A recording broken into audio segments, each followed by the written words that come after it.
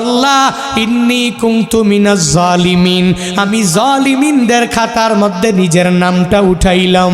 দুনিয়ার কোনো ব্যক্তি এই বিপদ থেকে আমারে বাঁচাইতে পারে না, দুনিয়ার কোনো ব্যক্তি এই মুসিবত থেকে আমাকে বাঁচাইতে পারে না। মাছের পেটে যাইয়াও ইউনুস নবী আমার মাওলারে ভুলে যায় না। ইউনুস নবী যখন আল্লাহকে জানাইয়া দেয়, আল্লাহ লা ইলাহা ইল্লা আনতা, ও দয়ার মালিক তুমি ছাড়া কোনো ইলা নাই, তুমি ছাড়া কোনো মাবুদ নাই, তুমি ছাড়া কোনো মাশুক নাই, তুমি ছাড়া ইবাদত পাওয়ার যোগ্য দুনিয়াতে কেউ নাই।